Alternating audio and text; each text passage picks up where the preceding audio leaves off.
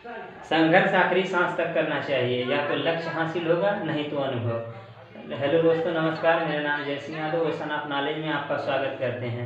तो पिछले अध्याय में हमने देखा कि अंतर व्यक्ति का आकर्षण क्या होता है।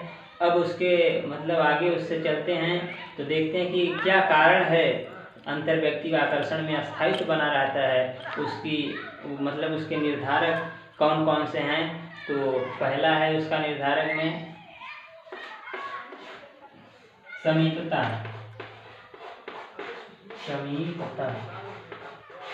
समीपता का आशय किन्हीं दो व्यक्तियों के बीच भौगोलिक दूरी से है। यदि भौगोलिक दूरी मतलब कम रहेगी तो वो दो व्यक्तियों के बीच में आकर्षण में स्थायित्व अधिक बना रहेगा। यदि भौगोलिक दूरी बढ़ गई तो व्यक्तियों के बीच जो संबंध होता है वो टूटने लगता है, वो बिखरने की स्थिति में होती है।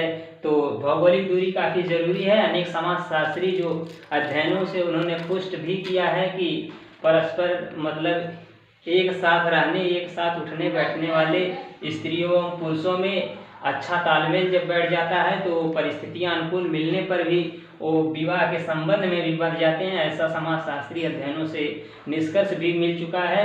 तो यह हम स्वयं के बारे में यदि सोचें, आप खुद ही सोचेंगे कि हमारी मित्रता प्रायः उन्हीं लोगों से होती है जो हमारे नज़दीक भी, जो हमारे जितने करीब होते हैं उन्हीं लोगों से हमारी मित्रता होती है।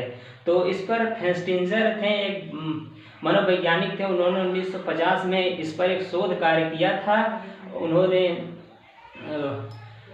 एक भवन में रहने वाली कुछ महिलाओं पर उन्होंने अध्ययन किया कि किसी भवन में कुछ महिलाएं रहती थी। उनसे उन्होंने पूछा कि आपके दोस्त कौन से हैं या फिर आपकी दोस्ती किससे हुई है। तो उन्होंने वही बताया कि जो उनके आसपास के अगल बगल के कमरों में रहा करते थे, तो उन्हीं लोगों को उन्होंने दोस्त बताया, क्योंकि उनके पास समीपता थी, वो एक दूसरे के समीप रहते थे, नज़दीकियाँ थी। तो आकर्षण में स्थायित्व उनके प्रति बना ही था।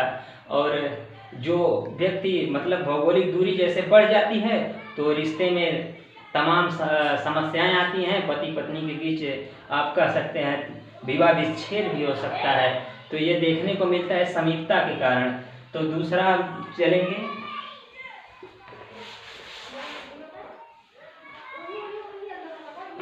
दूसरा है अंतरक्रिया। यह भी एक अंतरक्रिया भी आकर्षण में स्थायित्व बनाए रहती है। अंतरक्रिया का मतलब कि एक साथ परस्पर मिलने जुलने, उठने बैठने, पार्टियों पे जाना, मनाने, पिकनिक वगैरह सब मनाना, ये सब अंतरक्रिया जैसे अंतरक्रिया होती रहती है तो उसमें भी आकर्षण बना रहता है।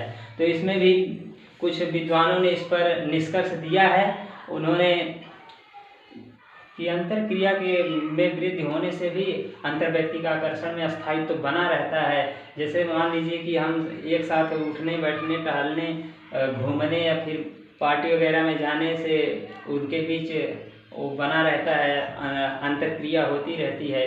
तो यही कारण है कि आकर्षण में भी अस्थायित्व तो बना रहता है। तो अब तीसरी बात आएगी, तीसरा कारण है, तीसरा है शारीरिक आकर्षकता।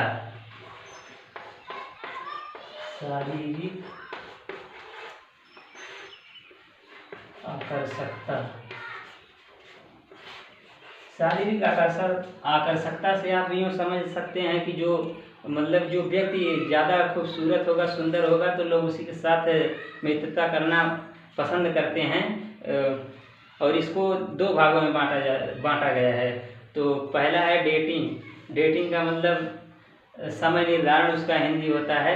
समय निर्धारण यह भी मान्यता प्रचलन में है। इसके भी कारण अस्थायित्व बना रहता है आकर्षण में। डेटिंग का मतलब होता है कि समय निर्धारण, एक उसका नाम दिया जाता है। डेटिंग मतलब जैसे आप किसी से मिलने का वादा किया है, आप मिलने का किसी से वादा किए हैं कि इस डेट को, इस तारीख को हम आपसे मिलेंगे, आपसे कुछ जरूरी काम है या कुछ जरूरी कुछ बात है, जरूरी कुछ कहना भी है, तो वो सब समय निर्धारण नाम दे दिया जाता है। तो ये रहा डेटिंग। तो दूसरा होगा शारीरिक आकर्षकता की रूढ़ धारणा, रूढ़बद्धता भी कह सकते हैं। तो शारीरिक आकर्षकता में यही होता है कि जब कोई भी व्यक्ति अगर शारीरिक रूप से काफ़ी हष्ट पुष्ट स्वस्थ बलवान दिखाई देता है तो उसके बारे में अच्छे गुणों का निर्धारण करते हैं, जबकि यह नहीं है।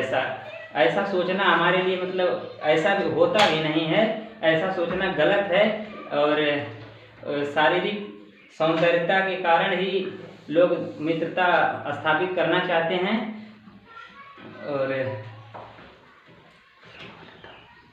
और इसके तो चौथी हेडिंग है, चौथा मतलब उसका निर्धारक है जो वो कारण है जो अंतर्व्यक्ति का आकर्षण में स्थायित्व बनाए रहता है।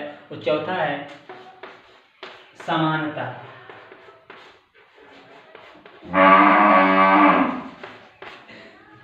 समानता से तात्पर्य है कि यदि हमारा विचार अगले के विचार से समान हो, जो हम पसंद करते हैं वो भी पसंद करता है, जहाँ हम जाना चाहते हैं या जहाँ जो हमें अच्छा लगता है उसे भी वो अच्छा लगता है। मतलब आपके विचार से या हमारे और अगले के विचार से यदि वो दोनों में समानता पाई जाती है तो समानता जब पाई जाती है तो उसमें भी आकर्षण में स्थायित्व बना रहता है। तो ये रहा समानता। अब बात आती है पांचवें की। पांचवा है ये पांचवा है संपूरकता। जब दो व्यक्तियों के बीच में जब हम मान लीजिए हम हैं और आप हैं, हमारे और आप में कोई समानता नहीं है। ये मान लीजिए कि आपको कुछ और कार्य में मतलब अच्छा लगता है, हमें कुछ और करना पसंद है, तो इसमें भी समानता न रहते हुए भी आकर्षण बना रहता है। यदि हमारी वजह से आपकी आवश्यकता को पूर्ति हो रही है या आपकी वजह से मेरी आवश्यकताओं की पूर्ति हो रही है तो इसमें भी वो संपूरकता होता है।